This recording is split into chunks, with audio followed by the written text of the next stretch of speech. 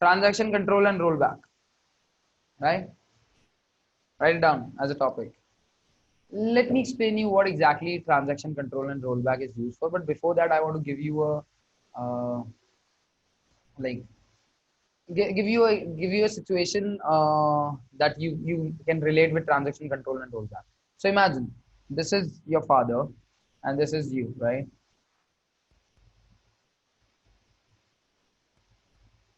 Your father wants to transfer money from his bank account to your bank account, right? And he makes an IMPS transaction, stuff like that, right? So whenever you make any transaction, there is a code that gets executed, yes or no, right? So what that code does is, first it removes that money. That means, like it basically takes, let's say that there is an amount field.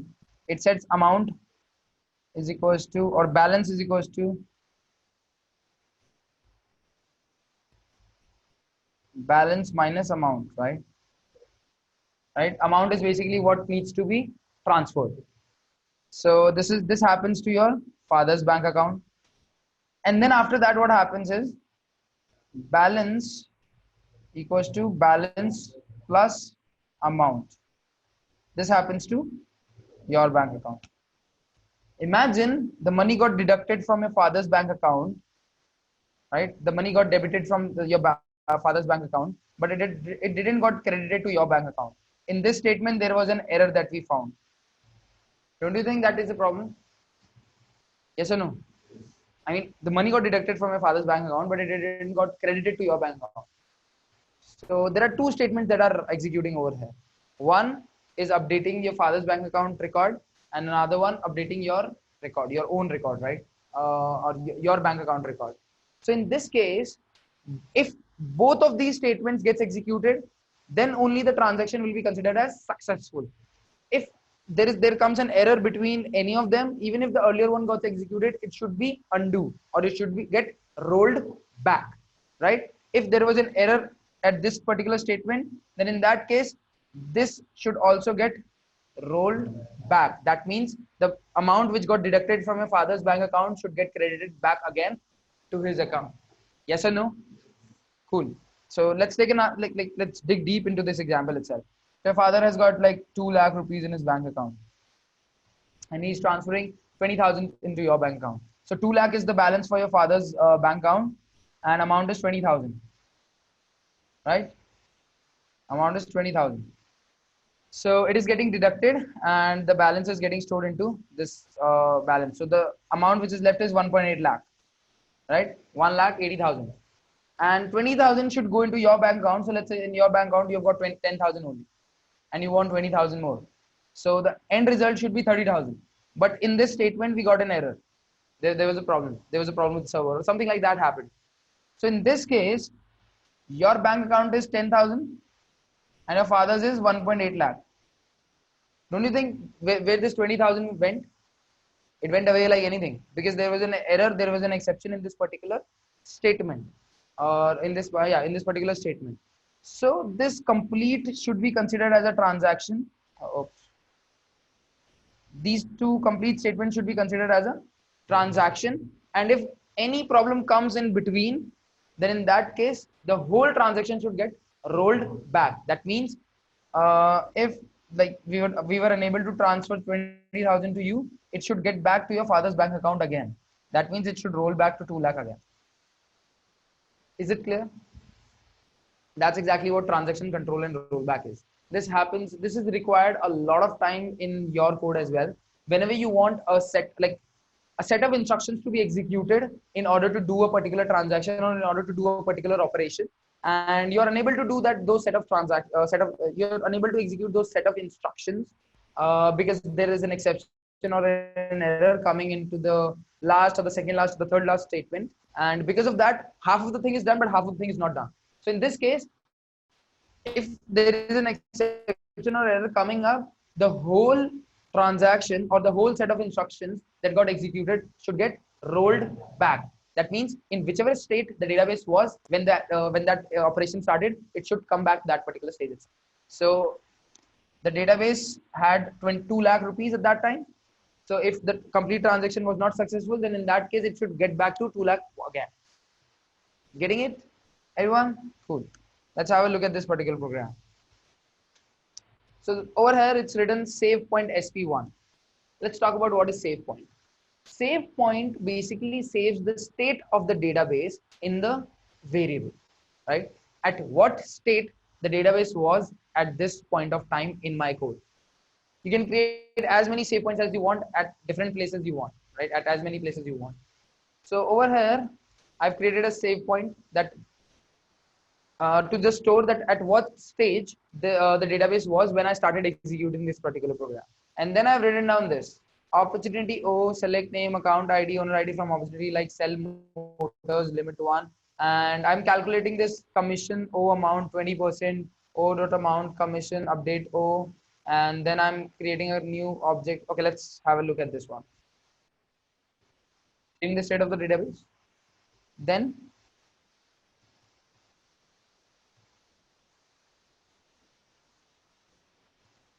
calculating the commission of the agent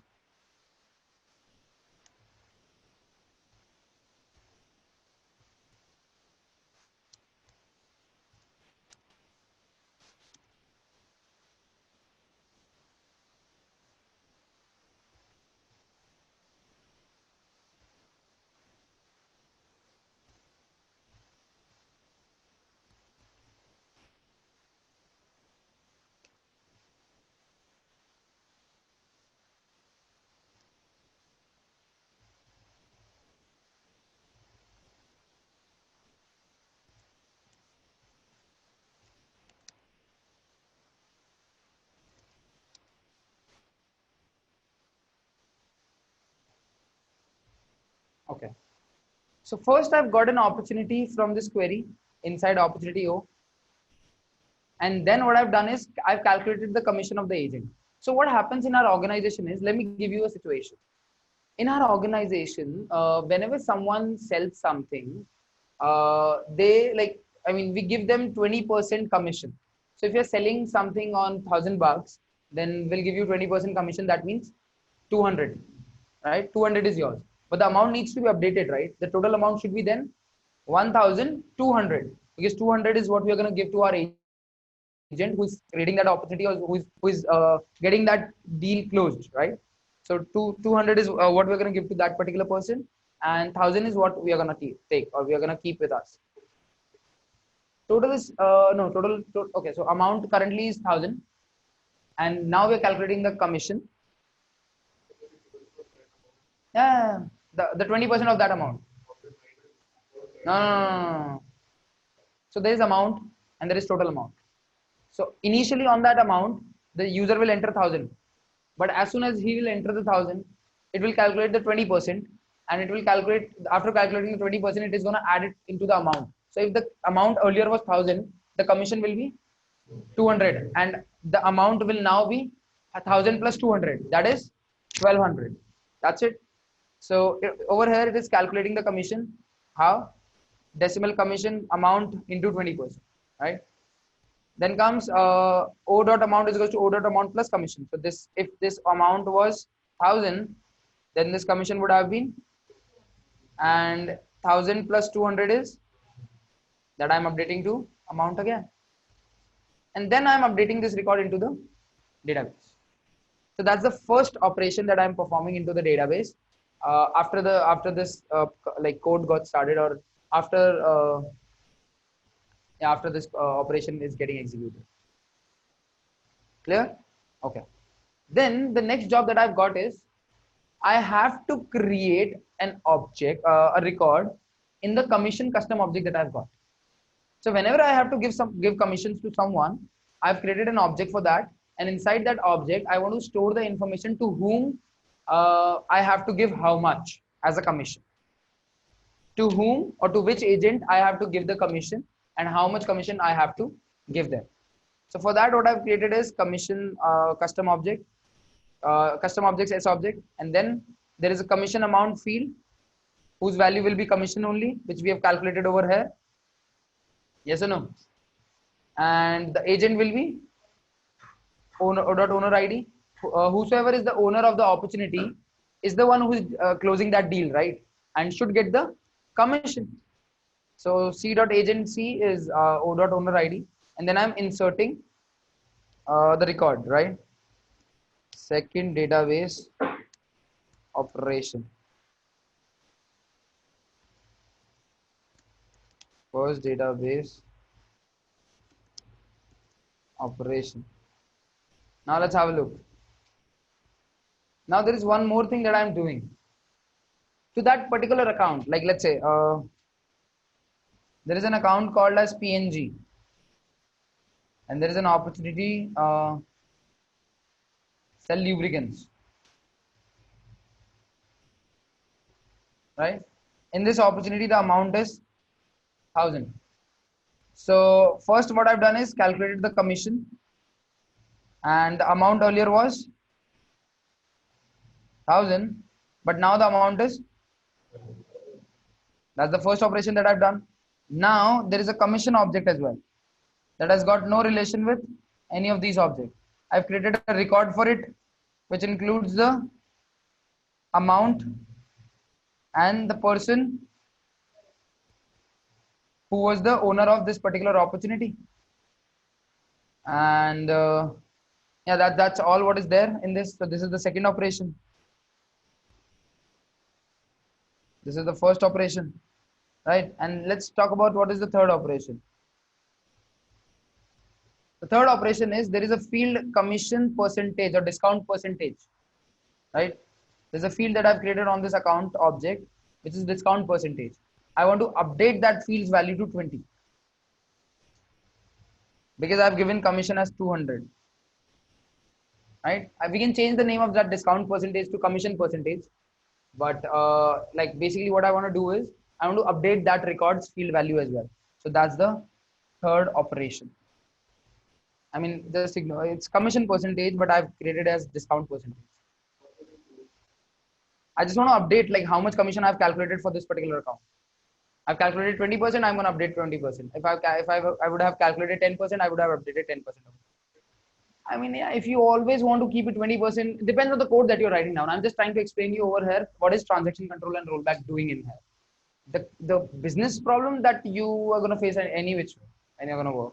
So that's what it is. But this is a simple business problem that I have created in order for you to, in order to make you understand this transaction control and rollback. So there are three operations: number one, number two, and number three, right? So over here, select name from account where ID is equals to O.account ID. With the help of this, I'm going to get the account, and account.discount percentage is equals to 20, and then update. So this is the third database operation, right? Now listen, if this program will get executed and will not give any error, then in that case we've got no problem. But if any of these records give any of the problems to us, then in that case the whole transaction is going to be rolled back. And let's see how it's going to be rolled back. This block is written inside try, like this complete code is written inside try. We haven't explained exception handling to you till now, but I think you know try catch, right? In try, you write down the code in which we might get exceptions, and those exceptions will be catched in the catch block. So inside the catch block, what I've written down is database.rollback, which is a method of database class, SP1. And SP1 is what? The save point that we created earlier. So it is gonna take the database back to the state where this SP1 is, or yeah, to the state where we created this SP1. So whatever was there inside the database, after the save point, whatever things we have done to the database, whatever records we have modified to the database, whatever records we have inserted into the database, they all will be rolled back. Is it clear? And you can create as many save points as you want, and you can use it wherever you want. That's what it is, right? So let's do one thing. Let's create an opportunity which is not related to any account. right?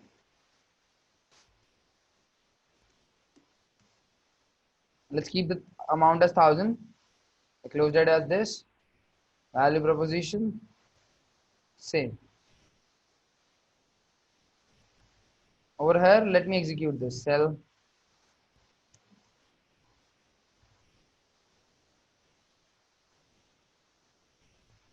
I'm gonna, okay, let's do it in here. Like database class 3 dot.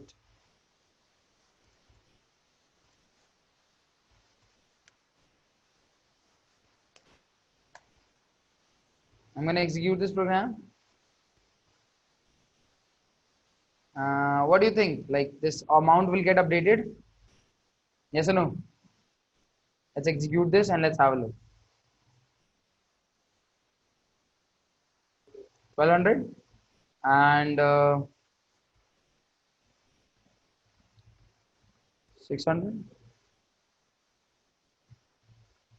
Okay, there's a problem. So the amount got updated. Then let's have a look at the commission object.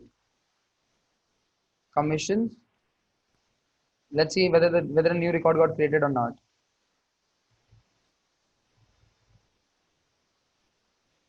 It didn't got created.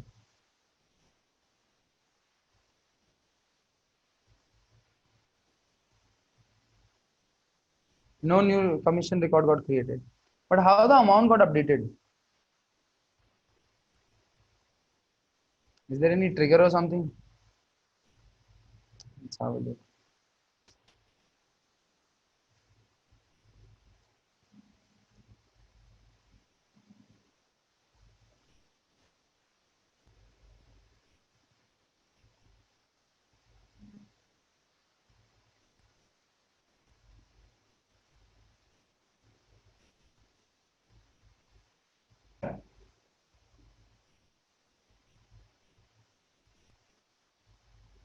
Let's create another opportunity.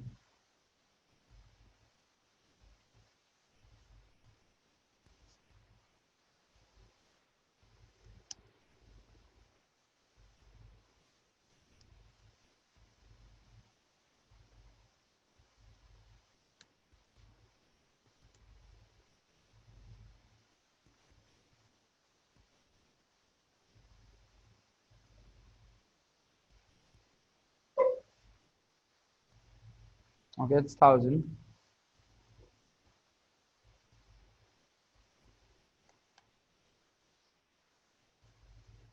It's gonna update.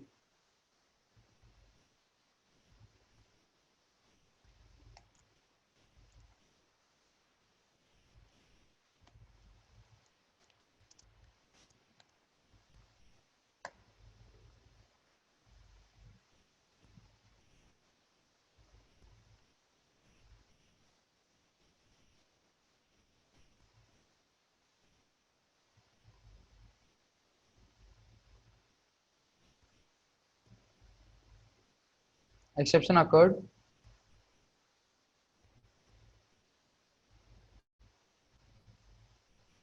It's not updated to 1200, right? Why?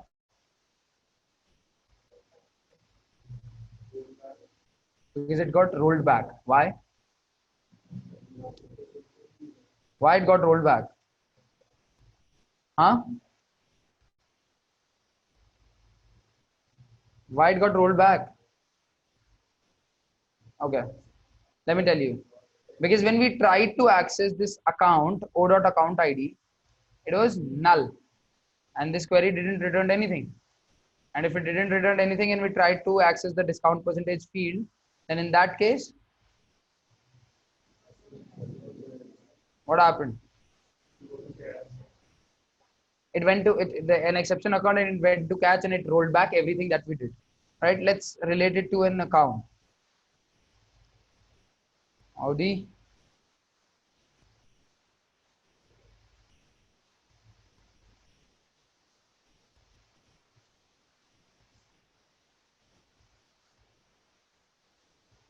Let's execute it once again. Will it get executed this time? It should.